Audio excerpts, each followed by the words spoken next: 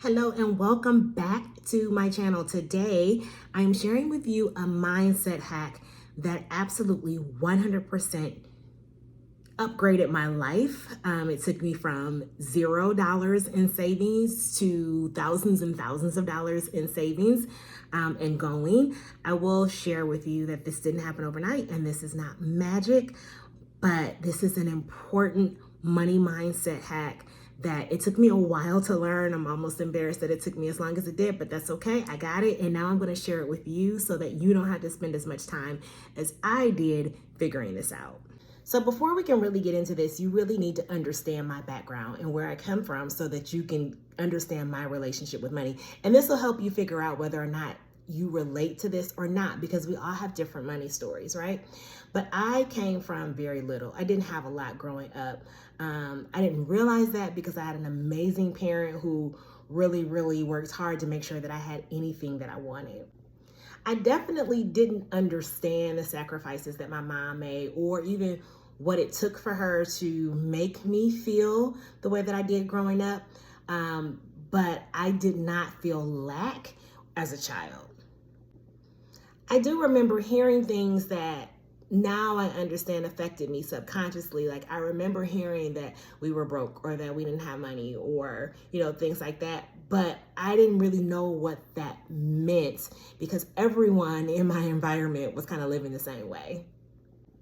It wasn't until I went off to college and I got around people with money that I realized that I didn't have it, right? It wasn't until I went off to college and kids had nice cars or they had things that I didn't have. And again, looking around my life, my environment, other people didn't have that either. But I got to school and I realized what money and having money really looked like. Well, by the time I was in college, I was already a mom. I was a teen parent. And so I just said, okay, I don't have money because I'm a teen mom. I didn't really, even at that point, trace it back to like, oh, we were poor. Like I didn't have money because my family didn't have money. I didn't have money because my mom didn't have money, because her mom didn't have money, because her mom didn't have money. Like I didn't understand that relationship. But I was insecure about money for the first time in college. In college is where I started to look around me and I was like, oh, people have things that I don't. And college was also the first time I got access to large sums of money because that's when I began taking out student loans. With student loans, I would get a nice little refund every semester, not really understanding the severity of the money that I was borrowing. I mean, who at 18 or 19 read the loan agreements and understood? Like I knew I had to pay it back, but in my mind, I am going to be a world famous social worker / Oprah Winfrey one day, so I'll have the money. So let me get this money now. The money allowed me to fill the void that insecurity created in college.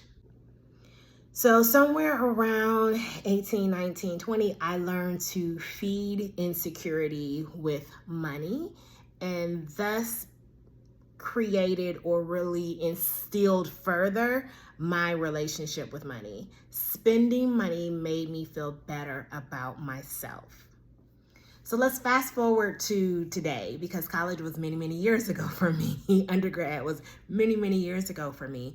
And this story that I wrote a long time ago, a story that was actually written for me, and I supported and continued to narrate that story all of these years, really began to play out in my life and cause negative consequences. So if I'm working with a client, I'm thinking about two things. One is, like, did you really have enough money coming in? Is that why you were living paycheck to paycheck? Or the other piece is like why I felt the need to spend the money before I had access to more money, why I burned through money so quickly. And so a few years ago, I realized that I burned through money, not because I didn't have enough money coming in, because I've been making pretty good money for a little while now, but I would burn through money because of my money mindset minimum. Write that down. What is your money mindset minimum? I recognized that my money mindset minimum was 0. So let me tell you what a money mindset minimum is. Your money mindset minimum is the amount of money that you feel comfortable having before you spend money. Okay, let me tell you what that means. A few years ago, me and my two girlfriends were having a conversation about doing something, going somewhere or something like that. And we were talking about, not really having it in the budget, right? Not really having the money. One of my friends, I noticed, would say that she doesn't have money in the budget, or she doesn't have money, or she's broke, or she can't afford this, but then she would still have money to do other things. Me and my other friend, when we said we were broke, or when we said we didn't have money, that meant we didn't have money. That meant there was nothing in the account. So I started to think about that, and I was like, when she says she doesn't have money, she really does. When I say I don't have money, I don't. What's the difference? Like, is she lying? No, she had a different money mindset minimum. Because I was used to having nothing, because I grew up poor and with very little, I was used to zero. Zero was normal for me. And when I would get money, I didn't realize that psychologically I felt nervous about that. Like, I felt the need to spend that because zero was normal for me. Anything above that, my mind wanted to run through so that we can get back to my normal. And I know it sounds crazy, but there are so many of you out there that have the exact same money mindset minimum, zero. So what that means is if you give me $300, I immediately begin thinking about what I need to spend the $300 on. I don't think about investing or saving $300. And if you gave me $3,000, if I got $3,000 back from student loans, or if I got $3,000 back from a tax refund or income tax refund, I immediately began to run through that money, and I would come up with whatever story I needed to come up with. I've worked hard, I deserve this, was one of my number ones. But I would run through the money until I got back to the number that I felt comfortable with, which was zero. Realizing this was earth-shattering to me. And hearing me say this might be earth-shattering to you, because you're recognizing that, yes, as soon as you get money, it burns in your pocket and you have to spend it. You start to immediately think about how to reward yourself for not having money over the past week or months, right? And so I did a little experiment and decided to play with my money mindset minimum. I decided to make it a number greater than zero. I decided to become comfortable with having money in my account that I did not touch. I mean, it was so bad that I didn't even have a savings account because the banks wouldn't let me have one because I wouldn't leave money in savings long enough. I would have it in savings and then I would be transferring it over to checking to make sure that I didn't get insufficient funds, right? So I decided to start saving money in my checking account. Not so that I could add any money or gain any money. This isn't a wealth strategy by any means. This is a mindset hack. I decided that I would always have, no matter what, $100 in my account. That was going to be my mindset minimum.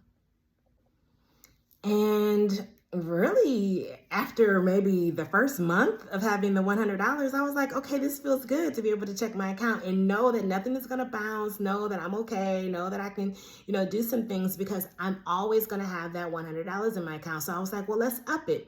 And since I was able to save $100 that month, I was like, let me just go ahead and put another $100 to the side, and $200 is my new money mindset minimum. And I just continued to do that. The money that I was saving every month went into my money mindset minimum. Before you know it, I think my mom sent me some money or something like that. And all of a sudden I had $1,000 in my account within a couple of months, maybe 3 or 4 months, right? And I told myself that $1,000 was going to be my new money mindset minimum. This is huge for me. This isn't for everybody. Some of you are walking around with thousands of dollars in your account all the time. You have savings, you have, so this may not mean anything to you. But I'm telling you that I was making money, good money. I had a good salary and I was still running out of money because my money mindset minimum was not high enough. When it made it to $1,000, something shifted for me. I can't really explain it. I can just tell you that mentally, I had a breakthrough. I realized that I would never have less than $1,000 in my account at any point. And that meant that no matter what was going on in my life, my children's life, my partner's life, I would have $1,000. That was a breakthrough. That was huge for me because I always ran out of money from paycheck to paycheck. When I was making $25,000, when I was making $50,000, when I was making $85,000, I was still running out of money. So my mindset shifted when I could look at that account and see $1,000, and it was up from there. After that first $1,000, it became like a mental game for me. How quickly can I shift my mindset minimum? What is my bare minimum? I tell people all the time when I'm doing money mindset work that if I can look at your account, if I can look at your checking account, I can tell you what you value. And when my money mindset minimum elevated, my values shifted. I no longer needed to spend money frivolously. I also didn't need to justify who I was. I didn't feel insecure. I didn't have to run out and buy labels and names to feel good about myself. It was a huge mindset shift for me. It was funny now that I think about it. Going into the bank, I mean, of course, you can do this online now, but going into the bank and opening my savings account and taking the thousands of dollars out of checking and saying that I wanted to put it in savings, and then going back and looking at the account and that money wasn't there because it had meant so much to me sitting there, but then looking at it in my savings account. And I remember the first time I added a little bit, the savings account increased without me adding money to it, right? I was like, oh, wow, I should have done this a long time ago. I should have opened up this savings account a long time ago. But I will never be completely without money ever again. And I've created a system that supports and ensures that that will be true. That system includes the affirmations that I tell myself, right?